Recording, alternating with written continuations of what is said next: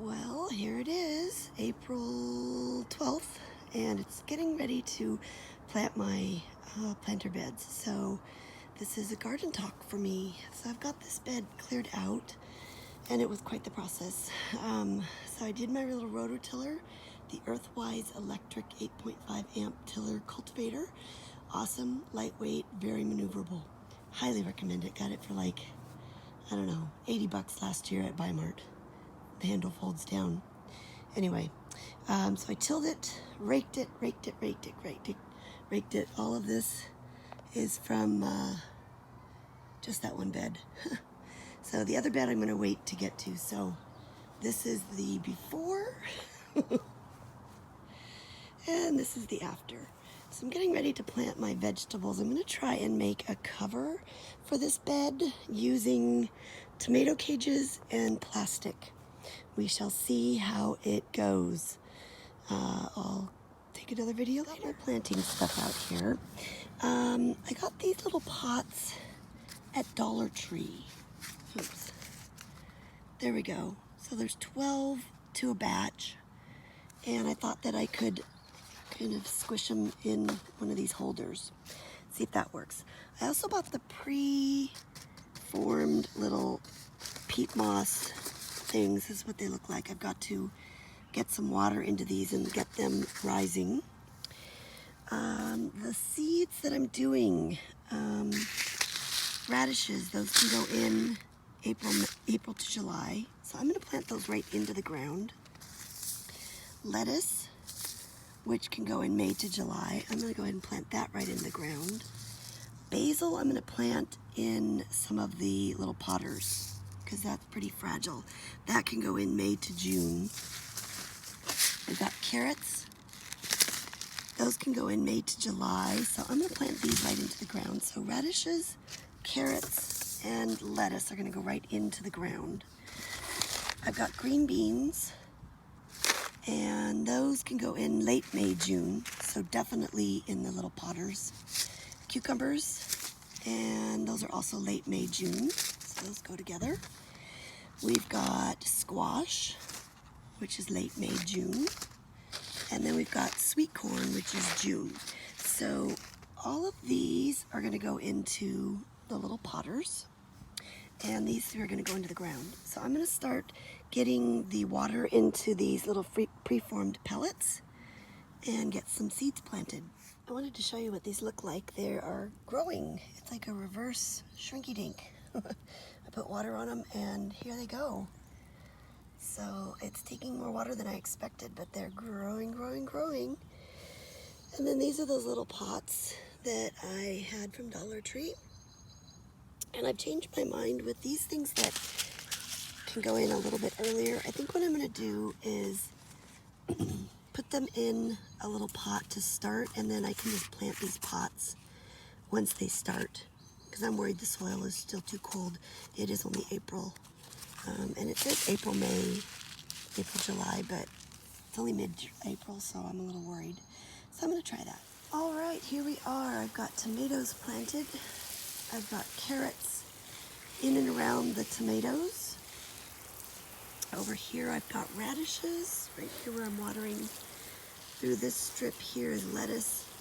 And then I've got my 2 trays of stuff that I'm growing. So I'm just giving it a good water because the soil is pretty dry.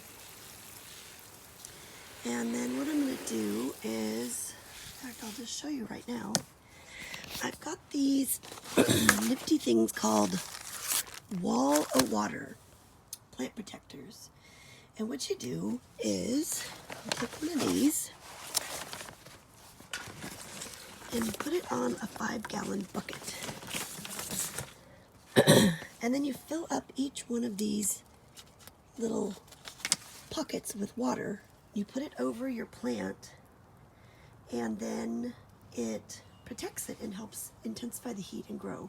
So I put it over each of my tomatoes. So I'm going to do that next, and I'll show you what it looks like when I'm done.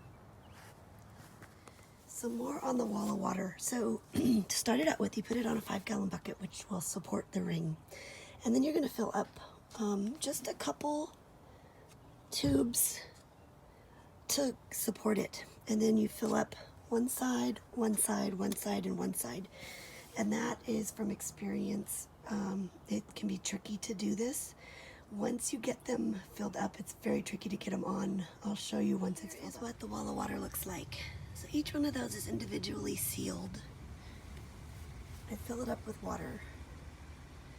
I'm going to lift it up. Oh, I see one that needs a little bit more water. And then I'm going to put it over plant.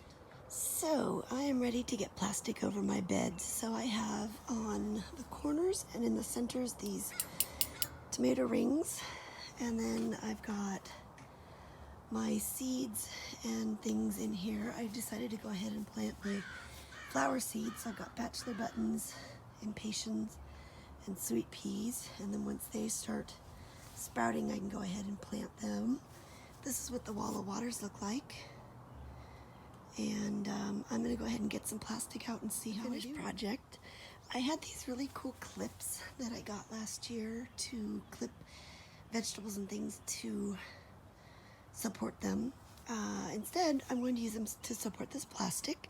This is super thin plastic from Dollar Tree, so I have no idea if it's going to work. But this is what it looks like. So I have little air gaps, so air is going to get it in. Because I don't think I should have it completely sealed off. One of my tomato cages poked through. I realized before I put the plastic on I needed something in the middle to help support it for when it rains so that it doesn't all fall in the middle. So I have no idea what will happen if it rains, but we'll find out. It's supposed to rain tomorrow. So we'll see. We'll see what happens. This is the first time I've done this, so wish me luck, everybody. I will keep you appraised as to what's going on. So I'm hoping it works. If it does, this was a super cheap way to do a covered bed. All right, see you later. I just need to take a little video of my Nellie Mosier. Is this Nellie Mosier? No, this might not be the Nellie Mosier. Anyway, it's a clematis.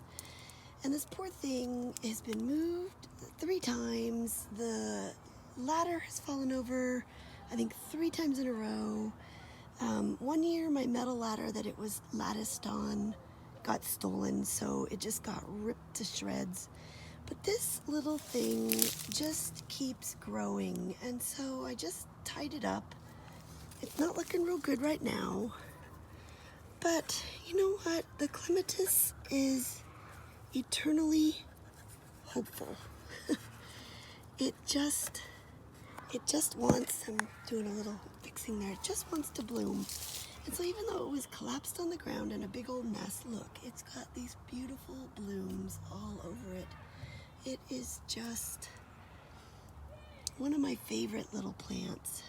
And by golly, it's like the little train that could. This is the little clematis that could. So I just wanted to show you how hopeful that is. And I hope that this encourages everybody, because I think just like the clematis, we're all going to bounce back. We're going to get through this whole COVID thing. It's just a nightmare. But no matter how beaten down we were, we're going to come back. So I just wanted to share a moment of hope with you, because my plant is giving me hope. And I hope I do too for you. Thanks. Bye. Well, I thought I might as well do a full garden talk since I'm out here. One of the things that I fell in love with about my neighborhood was, and I'm going to pan down the street, this view of all of these pink dogwoods. They're so gorgeous, and I absolutely love them. So of course I had to plant some dogwoods in my yard. So these dogwoods are very slow growing. This is the first one I planted. It's a little bit bigger. That is the other one. And they're not nearly as glorious as the ones down the street. I'm going to go to the middle of the street. Oops, sorry, I just hit one of my racks.